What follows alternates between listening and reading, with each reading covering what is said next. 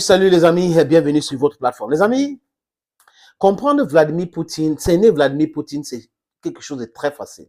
Mais ça m'étonne que les Occidentaux n'ont jamais compris ce monsieur. Ce monsieur présente les faits, il présente ce qu'il va faire, ce qu'ils ne vont pas accepter. Toujours. Au sommet de l'OTAN, je crois en 2009 ou 2006, si ma mémoire est bonne, il avait dit clairement qu'il faut négocier avec la Russie, qu'il n'était pas d'accord sur l'expansion de l'OTAN. Et que si ça continue, la Russie va devoir réagir. Ils ont pensé qu'il était en train de rigoler, que la Russie était faible, luce et déjà mort et autres. Et boum, la crise commence en 2014, créée par les Occidentaux, qui imposent à l'Ukraine, les dirigeants démocratiques ukrainiens, de choisir entre la Russie ou l'Union européenne. Et s'ils ont choisi l'Union européenne, ils vont devoir abandonner la Russie. Et le président à l'époque avait dit non. Ils ont fomenté ce qu'ils ont appelé la révolution orange. Comme si les gens sont dupes, les gens ne comprennent pas. George Soros était même à Kiev. Ils ont financé cela. Ils ont donné l'argent aux gens des marchés dans la rue. Ils ont fait un coup d'État.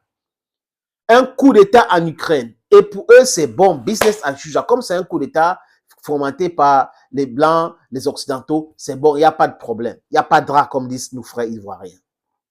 Mais que non, nous ne sommes pas dupes. Nous voyons ces choses-là. Nous comprenons comment ça se passe. Et Poutine, qui met la pression en disant que l'Ukraine et les Occidentaux devraient se unir ensemble avec la Russie pour signer des accords de non-alignement et de la neutralité permanente de l'Ukraine. Les Américains ont botté ça à la touche, comme à l'habitude, parce qu'ils pensaient qu'ils sont tellement forts qu'ils peuvent menacer tout le monde et que la Russie, c'est un petit pays, bon, grand, mais petit en termes d'influence. Mais quand vous n'avez pas l'information concernant quelqu'un, hein, prenez le temps d'étudier cette personne. Les Occidentaux n'avaient pas la bonne information en ce qui concerne toutes les capacités de la Russie. Ils n'avaient pas. C'est pour cette raison que les agences commerciaux, les agences de communication se sont réunies pour préparer leur communication ou leur narrative. Et leur narrative, ça va aujourd'hui bidon. Parce que tout ce qu'ils ont raconté, ça ne s'est pas produit exactement comme ça. Le nombre de missiles russes, le nombre d'armées, le nombre de soldats, le nombre de... Tout ça, c'était faux. Et ils avaient planifié le fait que le monde entier devait se mettre contre la Russie. Mais que non, le monde entier est avec la Russie. Regardez les BRICS aujourd'hui. Les pays du Moyen-Orient ont intégré les BRICS, l'Iran et l'Arabie Saoudite. Et on parle là des grands producteurs de pétrole. On est en train d'aller vers la dédollarisation, son process. La procédure a déjà commencé. Les pays sont en train d'amasser de l'or pour sortir de ces choses-là. Et les amis, l'Inde et les autres que les Américains ont pensé qu'ils pouvaient manipuler ont compris le message parce que l'Inde aussi, c'est une superpuissance aujourd'hui. L'espace et tout ça, la population, et l'Inde ne peut pas se mettre à genoux devant un pays qui a juste 300 millions d'habitants et devant des pays qui ont 80 millions d'habitants. On a 1 milliard 400 millions, 500 millions de personnes qui sont manipulées par 80 millions de personnes. Vous trouvez ça normal? L'Inde a compris. Les pays du BRICS ont compris. C'est pour cette raison qu'il y a eu l'afflux de pays qui voulaient intégrer le BRICS. Mais tant que vous n'avez pas votre monnaie, c'est difficile d'intégrer le BRICS parce que les BRICS ne veulent pas les pays qui sont contrôlés par d'autres puissances. C'est pour cette raison qu'aucun pays qui utilise le franc CFA ne peut intégrer les BRICS. Ce n'est pas possible. Ils vont devoir commencer à vous libérer de cela. Les amis, Erdogan, qui a un double discours, il le tient d'ailleurs très bien, magistralement, qui libère les militaires Azov, les néo-nazis, qui avaient été capturés par la Russie et libérés après les négociations, et la Russie les avait accueillis. La Russie les a laissés rentrer en Ukraine pour faire la guerre. Et je vais dire, la Turquie les a laissés. Et cette Turquie-là était dans le deal de l'accord séralier. Et la Russie est sortie de cet accord. Et c'est compliqué pour les Américains,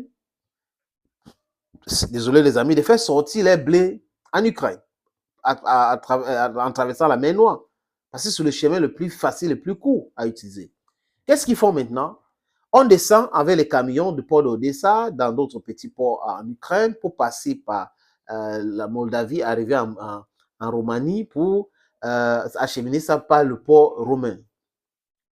Mais la Russie a compris, donc les bombardements ont commencé dans cette zone-là.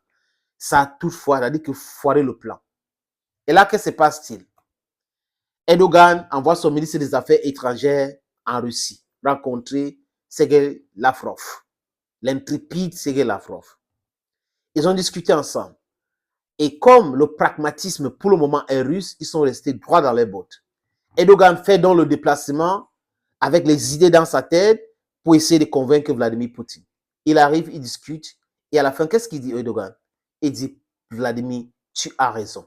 Parce que Poutine lui a présenté les faits. Regardez les accords. Nous avons respecté ça, ça, ça, ça, ça. Tout, nous avons respecté. De l'autre côté, ils n'ont pas respecté un seul article de cet accord. Ils n'ont pas respecté. Donc, Poutine lui présente les faits, présente. Poutine lui dit que tant qu'on n'a pas de garantie que ça sera respecté, ce n'est pas la peine de parler de cet accord-là. Et Erdogan a dit que l'Ukraine, il a changé de discours. L'Ukraine devrait assouplir sa position. L'Ukraine devrait assouplir sa position. Et Poutine qui dit, OK, nous allons envoyer 600 000 tonnes de blé en Afrique. On va compléter à 1 million de tonnes et le reste, on va vous donner gratuitement. Erdogan, Après, il dit, pour les affaires entre la Turquie et la Russie, nous allons maintenant traiter avec nos monnaies locales. Erdogan a dit, j'ai accepté, c'est bon, c'est un bon deal. Voyez comment le pragmatisme gagne du terrain sur le l'esbrouf, sur l'escroquerie, sur la manipulation. Donc, quand à chaque fois, on a vu même les chefs d'État africains rencontrer Poutine, ils sont rentrés satisfaits. Parce que c'est du pragmatisme, c'est le terre à terre. Regardez, nous avons fait ceci, nous avons fait cela, et ils n'ont pas fait ci, ils n'ont pas fait ça, mais nous, ils nous accusent. Et là, les gens vont comprendre que non, la mauvaise foi est en Occident. Je répète, la mauvaise foi est en Occident. C'est de ça qu'il est question. Facilement, Poutine convainc tout le monde. Et c'est ce pragmatisme-là qui fait en sorte que les gens aiment Poutine. On dépend de tous les autres. Thank you, dear friends, for watching. God bless you, and bye-bye for now.